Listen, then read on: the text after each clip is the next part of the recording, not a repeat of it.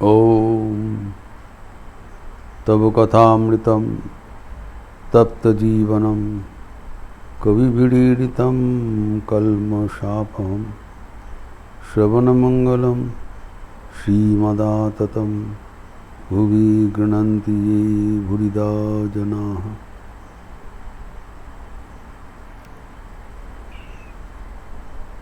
श्री श्री ठाकुर के तंत्र साधना के बारे में बातचीत हो रहा था। अति दुश्चर खतरनाक साधना भी ठाकुर अनायास से जगन माता की कृपा से हासिल कर दिया था, सिद्ध हो गया था। और उन्होंने कहा, जिसे ब्राह्मणी कहा करते थे, ये सब साधन में सिद्धि लाभ बहुत ही कठिन है एवं इसमें पतन होने का बहुत ज़बरदस्त संभावना है। कारण ये सब साधन में बड़ा विचित्र उपचार है जो युवती नारियों के लिए का साधन इत्यादि, जिसमें साधक को पतन होने का संभावना बहुत ही आसान है। इसलिए ठाकुर ये सब साधन भक्तगणों को रिकमेंड नहीं किया था, लेकिन वो खुद किए थे इनको ऑथेंटिकेट करना एवं अगर कोई साधक साधिकाएँ इस मार्ग से आए उनको सटीक मार्गदर्शन करना। एवं ये साधन लब्ध जो आध्यात्मिक ऐश्वर्य वो भक्तगणों को लिए संरक्षित कर देना। यहाँ पर जो तंत्रोक्त साधना में जो फलश्रुति होता है उसके बारे में व्याख्यान करते हुए शारदानंद जी लिखा है कि ठाकुर के इस काल के बाद प्रथम फलश्रुति क्या हुआ कि उनकी रूप लावण्य अनूठा हो गया, अत्यंत आकर्षणीय हो गया। जो ठाकुर को देखते थे वो और आंख फिरा नहीं पाते। यद्यपि ठाकुर ये सब पसंद नहीं करते, तथापि that is a natural outcome of the effect of साधन। तो ठाकुर कैसे उसको अतिक्रम किया, जगन माता को प्रार्थना करते हुए। हम जानते हैं इस समय में जब एक बार ठाकुर कामारपुकुर गए थे, तो कामारपुकुर में जाने के बाद वहाँ पर स्त्रियाँ रास्ते में उनको अवाक विस्मय दिख रहे हैं, हाँ कोरे देख ऐसी रूपवान कोई हो सकता है। ठाकुर फेल वेरी एम्बेरेस्ड और इन लोग सामने बहुत से आके उपस्थित हुआ। How to cross the road. Thakur का तो अभिनव आचरण है, साथ में हृदय राम था, बोला हृदय बोरे रिदु, ये सब बहुत वो तंग करने के लिए आ गए।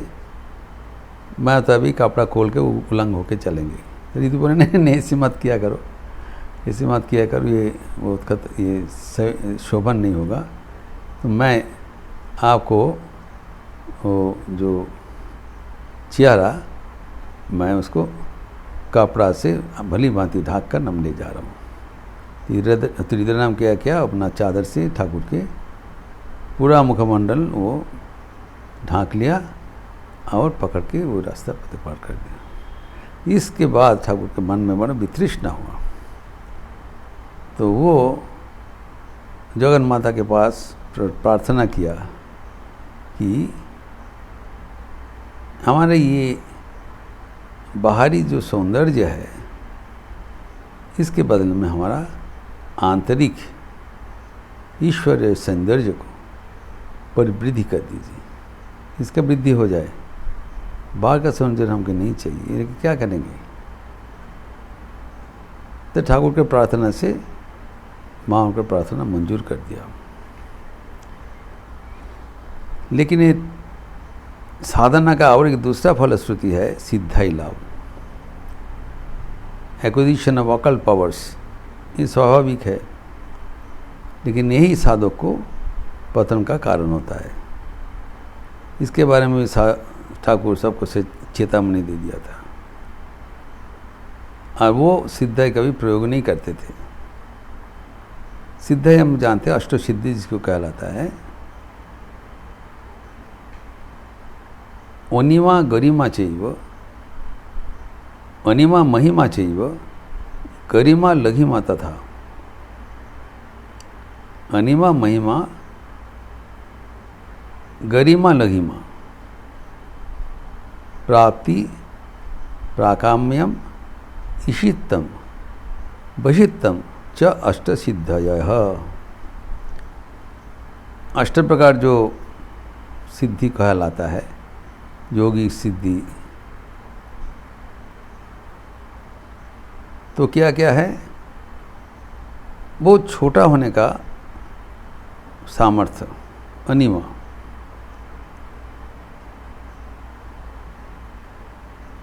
और गरिमा मतलब, महिमा मतलब बहुत बड़ा होने के भाई सामर्थ्य। जैसे हनुमान जी का था, अष्टसिद्धि 9 निधि के दाता, असुर दीनो जानकी माता। जानकी माता उनको ये वरदान किया था, अष्टसिद्धि और नवनिधि। तो उसके बारे में, उसके जरिए में क्या किया? सूक्ष्म रूप धरी सिय दिखावा, विकट रूप धरी लंका जरावा। सूक्ष्म रूप धारण कर सकते हैं हनुमान, छोटा बन गया सीता जी को अशोक वन में दर्शन करने देने के लिए, और विकट रूप धारण करके लंका को सबक, लंका वासी को सबक सिखाया। रावण को अच्छा खासा अभी लेसन दे दिया, लंका जलाकर। विकट रूप धारण करके एक व्यक्ति, योगी विभूति। तो सिद्ध साधकगण के भीतर ही योगी विभूति कभी कभी लोक कल्याणार्थ व्यवहारित होता है। तो ठाकुर अपने जीवन में कभी सिद्धि प्रयोग नहीं किया, घृणा करते थे। घृणा का कारण हम लोग जानते हैं कि जब इधर हृदय राम एक बार उनको सिखा दिया कि मामा आप माँ भवतारिणी को बोलो, तुम्हारा पास तो सिद्धि है, उस सिद्धि प्रयोग करो।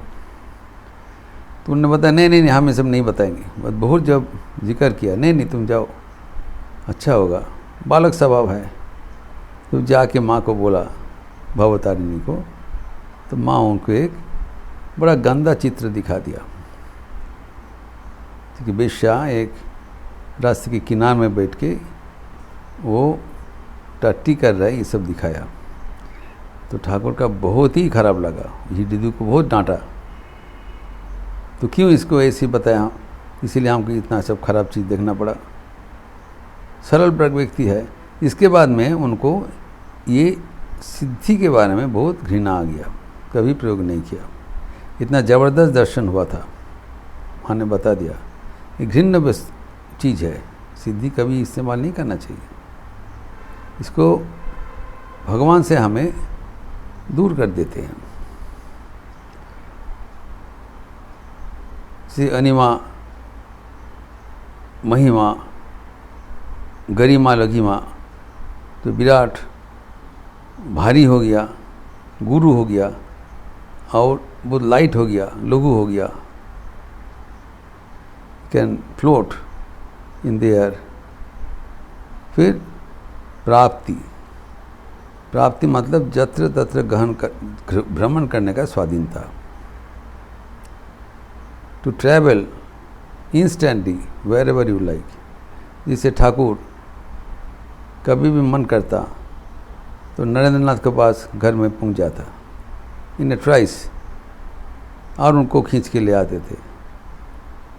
फिर भक्तगण को देखा कि ढाका में ठाकुर यहाँ रहते वहाँ पर चले गए, विजय कृष्ण गोस्वामी का दर्शन दिया था।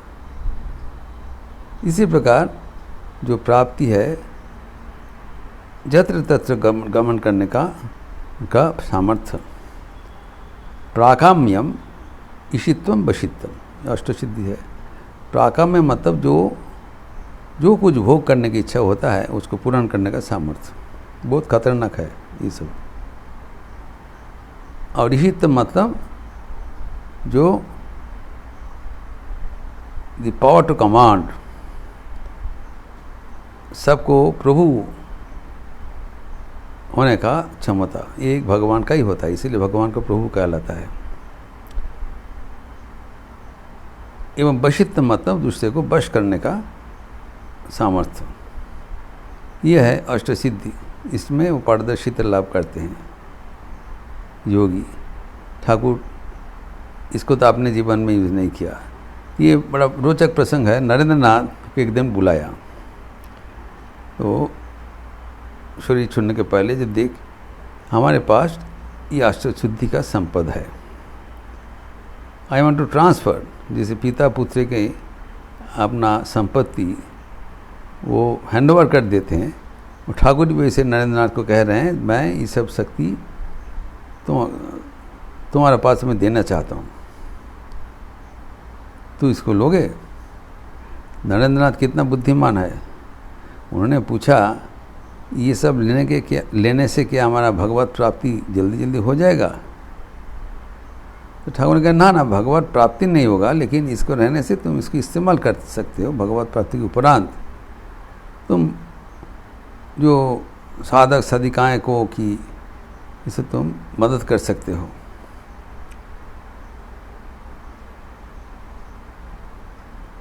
तो नरेंद्र नाथ ने बताया, जब भगवान लाभ करने के लिए इसका कोई योगदान नहीं है, तो पहले मुझे भगवान लाभ करने दीजिए, उसके बाद में ज़रूरत होगा तो हम देखेंगे, अभी हमारा कोई मतलब नहीं है। I do not want, out right reject कर दिया। ठाकुर बहुत खुश हो गया था, बहुत ही आनंद हुआ था। और देखो नरेंद्र कितना वैराग्यवान है, टेस्ट कर लिया। तो ये जो साधन का फलश्रुति है, उससे हमें बच के रहना चाहिए, ये एक ठाकुर का निर्देश है। इसलिए साधन करके जो आपकी क्षमता हुआ वो करके दिखाए, कैसे उसको डाइजेस्ट किया जाए, नलीफाई कर दिया जाए। ये अनूठा एक दृष्टांत तो आपने जीवन से दिया है कि एक नज़ीर विहीन एक नज़ीर प्रस्तुत कर दिया। इसके बाद वो प्रसंग में आता है कि बलराम भवन में ठाकुर के बारे में, जो मास्टरमशा के बारे में एक व्यक्ति बोल रहे हैं कि ये इन्हें हाशन ना, ये हंसता नहीं। ठाकुर मास्टरमशा को समर्थन करते हुए कह रहे हैं, ये फल्गु नदी का जैसा है, अंतःसलीला।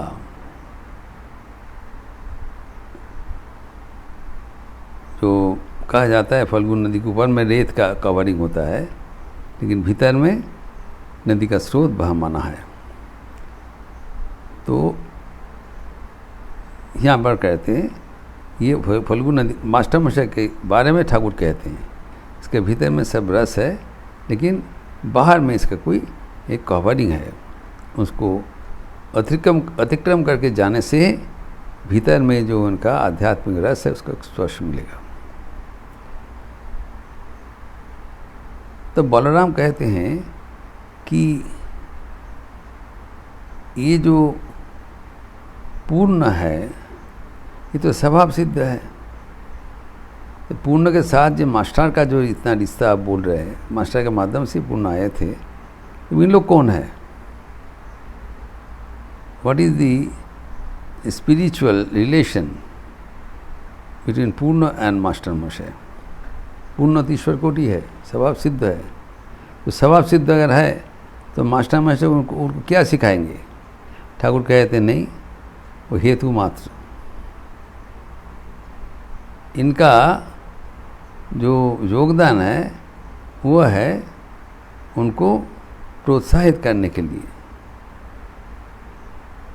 ये उनको विपरीत के ले जाने के लिए नहीं। इसीलिए उसके बारे में ठाकुर उसको सचेतन कर दिया।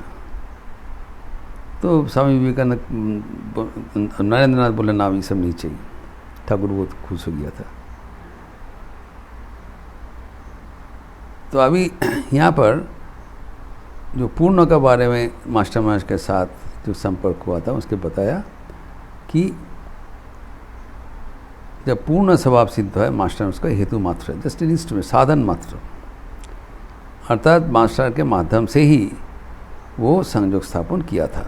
He was an instrument in making the connection between God and पूर्ण।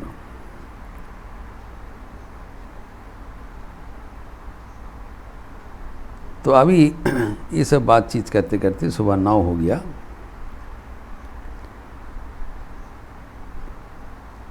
तो ठाकुर को दक्षिणेश्वर में लौटने का बंदोबस्त हो रहा है।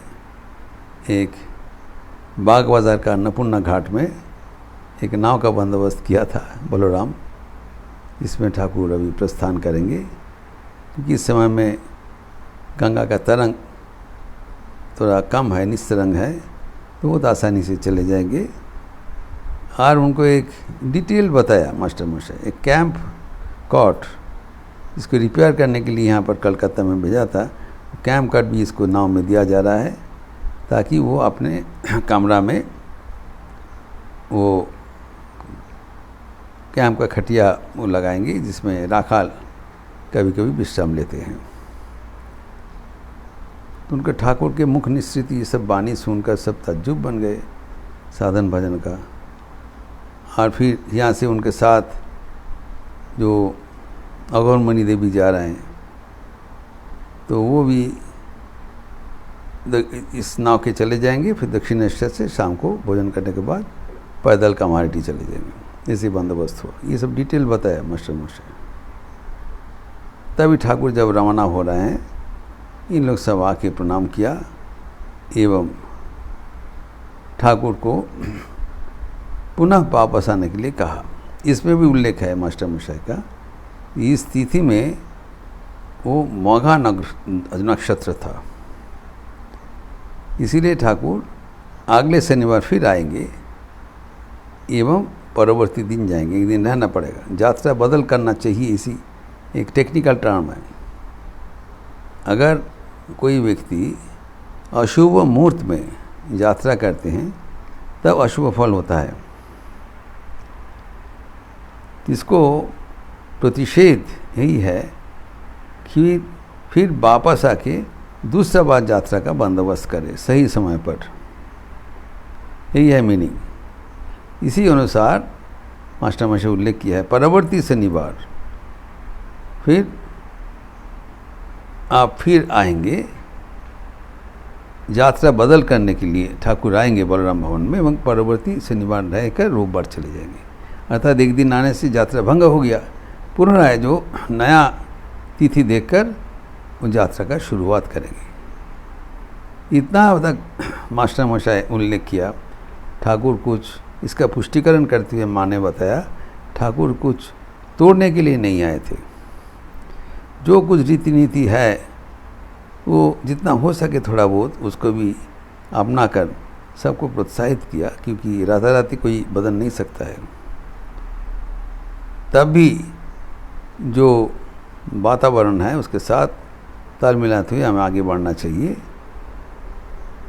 तो ठाकुर इसीलिए वहाँ पर बताया कि अगले बार कुछ दिन बाद फिर आएंगे, अपना जो साधन भजन का जो उनका असुविधा हो रहा था यात्रा बदल करने के बाद वो ठीक हो जाएगा। ये हम जानते हैं कि श्री माँ शारदा देवी भी एक बार आए थे दक्षिणेश्वर में, और उसके बाद ठाकुर का हैंड फ्रैक्चर हो गया। तो सीमा शारदा देवी का आगमन और ठाकुर के हाथ में फ्रैक्चर हो जाना, कोई आपात कोई संपर्क होना एक अलग कल्पना है, दोनों के साथ कुछ बनता नहीं। लेकिन ठाकुर ने बताया तुम किस समय तुम रवाना हुए थे, तो गणना करके पता चला बृहस्पतिवार का 12 बेला है, बेलग्न में आए थे, गलत लग्न में। तो ठाकुर कहते देखो इसलिए हमारा हाथ टूट गया, तुम फिर चले जाओ, जाके फिर यात्रा बदल के आ जाओ, सही समय देखकर आइए। यहाँ पर भी हम जानते कि अश्लेषा, मौघा इत्यादि नक्षत्र में जो अगर घर से कोई निकले यात्रा करे तो वो सही नहीं है, कुछ विपर्जय आना संभावना है। इसीलिए ठाकुर कहते हैं नहीं, फिर हम दूसरे दिन आएंगे ताकि तुम लोग का भीतर कोई किसी का विपर्जय ना हो, इतना तक मान के गया है। और इसका चर्चा हम फिर जो विस्तार है वो आगे प्रकार करेंगे। ओम शांति शांति शांति। हरि ओम तत्सत। श्री राम कृष्णार्पणमस्तु। आज 7 तारीख है, श्रीमद स्वामी गौतमानंद जी का प्रस्थान का दिन है। वो के दिन यहाँ पर एक आध्यात्मिक वातावरण सृष्टि करके विराजमान थे। आज उनका वापसी है, कानपुर होकर फिर चेन्नई चले जाएंगे गुरु पूर्णिमा का पहले ही। इसलिए आज सुबह में ही वो रवाना होंगे और प्रणाम का कुछ बंदोबस्त आज से नहीं होगा। और हमारा दैनंदिन जो कार्यक्रम है वो फिर आज से सही समय पर चालू हो जाएगा। आप लोग अच्छे रहिए, स्वस्थ रहिए, आनंद में रहिए। नमस्कार।